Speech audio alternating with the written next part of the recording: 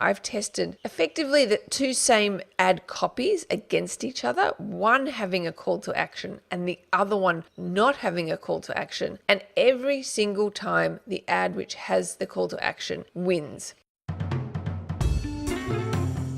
Welcome back to the Talking Web Marketing Podcast with myself, Ilana Wexler. This is a show where we reveal the best tips, tricks, and tactics to increasing your website traffic and then converting that traffic into leads and sales. We also discuss what's working right now in the ever-changing world of web marketing so you can apply it to your business.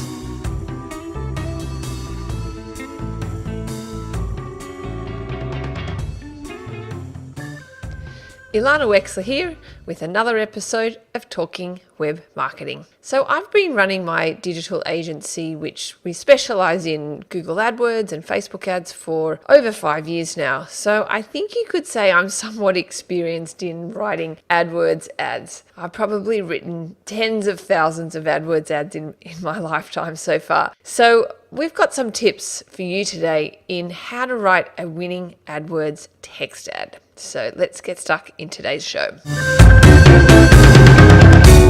So before we get stuck into the specifics of what you should include in your ad to make it a good ad, I really want to touch on why this is important, why this is something you should pay attention to. See, the thing is, when you have a good ad, lots of people are going to click on it. And when lots of people click on your ad, that in turn means that you get a good click-through rate. Now, click-through rate, if you're unsure what that means, it's a percentage that Google tell you, which tells you of the people that have seen your ad, be it they've been served an impression, of those people who've seen it, how many people have clicked on it. So that is your click-through rate. And when you get a good click-through rate, Google is happy with you and they feel that you're a good advertiser in that lots of people are clicking on your ads and hopefully they've had a good experience. So they give you a good quality score. Now, if you're unsure what quality score is, we've talked about quality score in another episode of Talking Web Marketing. I believe it is episode 6. And by getting a good quality score, this means that you will ultimately reduce the amount you pay for a click. So it's really, really important to get a good click-through rate, which ultimately drives getting good text ads. So let's get stuck into the first tip that I've got for you in writing a good ad. So the first thing you need to do is you need to have some kind of call to action in your ad. And what I mean by call to action is explicitly saying in your ad copy what it is ultimately you want that person to do. Do you want someone to pick up the phone and call you, or do you want them to, fill in their details online? Whatever it is you want them to do, you need to explicitly say in your ad copy. And I've tested this heavily. I've tested effectively the two same ad copies against each other, one having a call to action and the other one not having a call to action. And every single time the ad which has the call to action wins. And by winning, I mean getting a better click-through rate and even a better conversion rate. So an example of a good call to action might be call for your free appointment, download this free report now, book online today, etc. There's lots of different types, and it really ultimately depends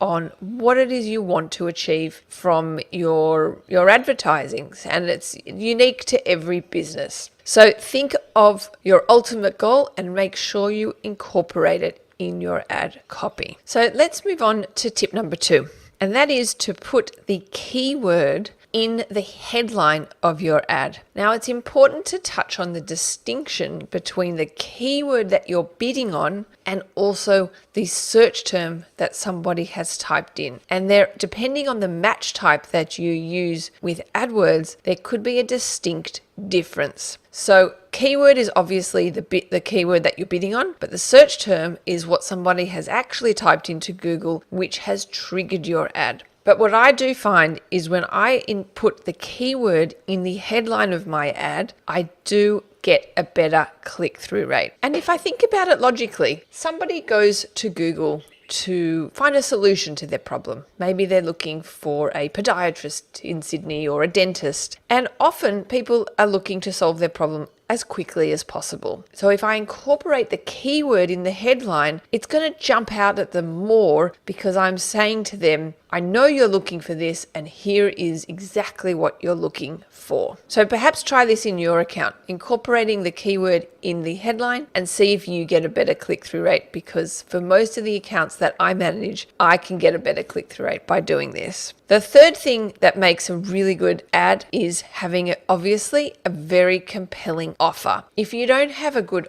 offer for people, then people are less likely to click on your ad. So if you are running some kind of offer, for example, if you're a dentist, you may offer a free initial consult. If you're a plumber, you might offer a credit for the call out fee, depending on what your business is. If you have some kind of offer, please make sure you write that in your ad copy, because having a very compelling offer for the right individual always works very, very well. So that's point number 3. Tip number 4 to getting a good AdWords ad is to ask a question, but not any kind of question, a question in which the answer will be yes to. So if you combine this tip with tip number 2 of the keyword, you can ask a really good question. For example, continuing on with the podiatrist in Sydney example, you might put in your headline of your ad, looking for a podiatrist in Sydney, ?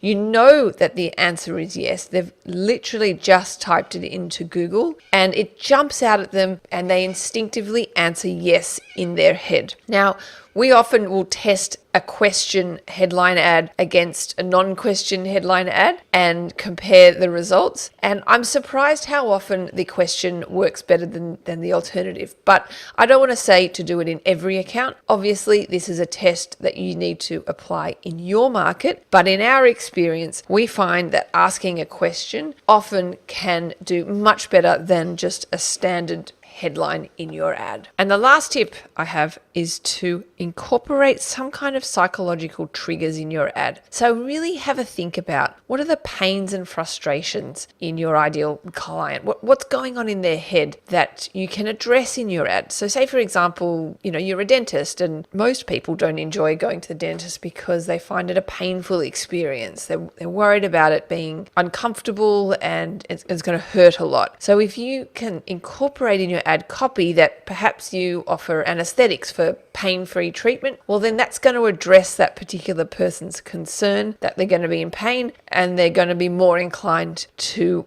go with you over somebody else. Another example might be somebody who, for the price-conscious person, if you can incorporate that, you might price match or you're very affordable, you're addressing that initial concern that they've got that it might be really expensive, and you're explicitly coming out and saying, no, we're very affordable and we will match any competitor rates. I'm just thinking of sort of random examples. So really think about what are the pains and frustrations of your ideal customer and address them in your ad copy. So there you have it. These are our 5 tips for writing a good AdWords ad. I'll just go through them very quickly. The first is to incorporate a call to action. The second is to incorporate the keyword in the headline. Number 3 is have a very compelling offer. Number 4, try and ask a question in which they answer yes to. And lastly, incorporate some pains and frustrations in the ad copy, and you will be well on your way to getting a good click-through rate and hopefully reducing your cost per click with a good quality score. Thanks for listening to today's episode. I really do hope you enjoyed today's episode and got some valuable insights. Be sure to apply this in your account, and if you get some good results, please let me know. I'd love to hear about it. For more resources on today's episode and a summary of the show notes, you can visit talkingwebmarketing.com and download it there. And if you also enjoy this show, I would really appreciate if you left a review on iTunes. I'd love to hear from you there. Thanks for listening, and we'll talk to you again soon. You have been listening to the Talking Web Marketing podcast. For more information or resources on today's episode, head on over to talkingwebmarketing.com.